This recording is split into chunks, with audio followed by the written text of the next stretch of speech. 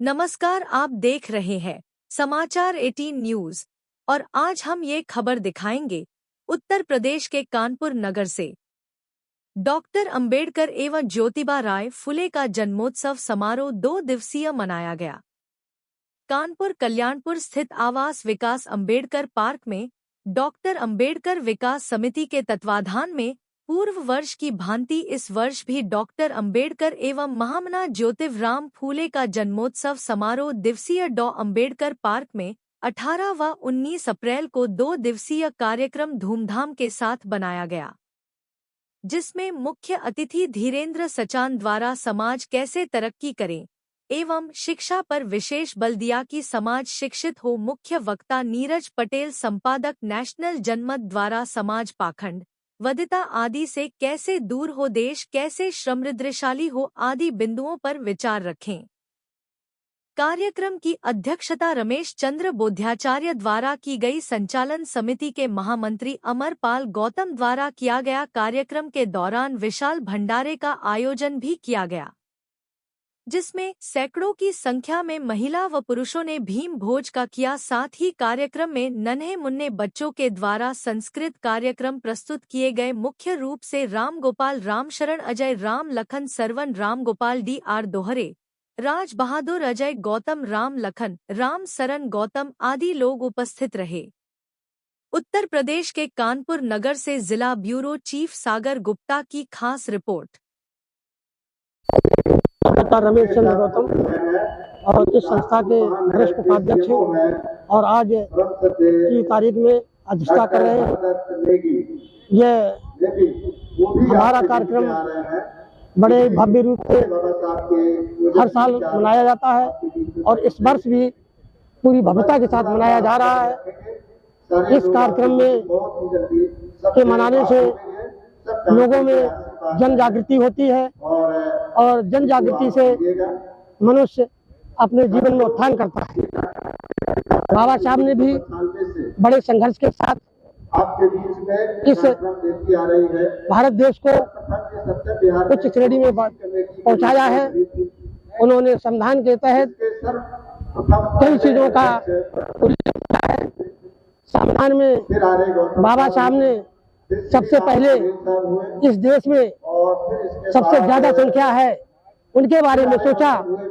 वो संख्या बैकवर्ड है, वो अनुच्छेद जो है 42 के तहत उन्होंने की सोची और उनको आगे किया और 42 में ही 7.5% जो है बाबा साहब ने ST के लोगों को आरक्षण दिया और 15% आरक्षण जो शेड्यूल कास्ट को दिया है वो भी 342 के तहत दिया।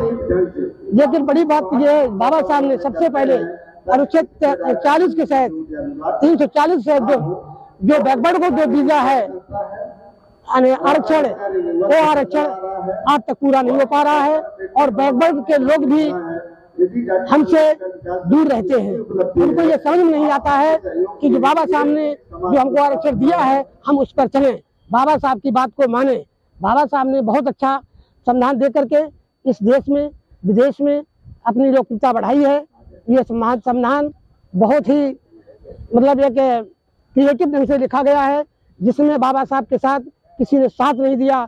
बाबा साहब ने बड़े ही उत्साह के साथ, बड़े धैर्यता के साथ इस संविधान को रचा है, जिसमें करीबन जो है जिस समय रचा गया था उस समय 395 अनुच्छेद थे और 8 सूचियां थी, 12 भाग थे और इस निर्धारित समय में जो अनुच्छेद 466 है और 24 भागों में बांट दिया गया है और 12 अनुसूचियों में बांट दिया गया है। बाबा साहब के ये अनुच्छेदों से हमें पूर्णतः ज्ञान होता है कि ये हम उस अनुच्छेदों को पालन करें और उनके बताए हुए मार्ग पर चलें। बाबा साहब की सच्ची श्रद्धांजलि, सच्चा अनुपालन तभी होगा जब उनके बताए हुए रास्ते पर चले और हम संविधान का पालन करें। जो संविधान का पालन नहीं करते हैं, मैं उनकी इस देश के प्रति बड़ी ही नीयत खराब है और जब नीयत खराब है तो इस देश को मेरे मतानुसार इस देश को पुनः प्रजातंत्रता की ओर ले जा रहे हैं। इसलिए बाबा साहब ने कहा, उन्होंने एकता और अखंडता को कायम रखने के लिए ये संविधान बनाया। ये संविधान हम लोगों को ये संदेश देता है इस भारत देश की एकता और अखंडता बनाए रखें, तभी इस देश का तभी इस देश का भला संभव है। धन्यवाद। मैं इंजीनियर ओपी सिंह और इस संस्था का अध्यक्ष हूँ। और ये जो प्रोग्राम है 1995 से लगातार डॉक्टर अंबेडकर विकास समिति करती आई है। 2012 में ये समिति ने भवन बनाया और तब से यहाँ हो रहा।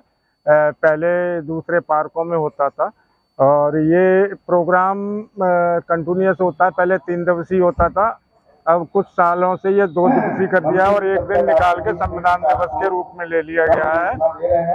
और इस समिति का ये लगातार काम कर रही है समाज के हित में और गरीब लोगों के हित में। और किसी बच्चे को जो फीस नहीं होती लेकिन पढ़ने में अच्छा होता है उसकी मदद करती है, फीस भी देती है उसकी। और की एट्रोसिटी होती है वहाँ भी प्रमुख रूप से भाग लेती है।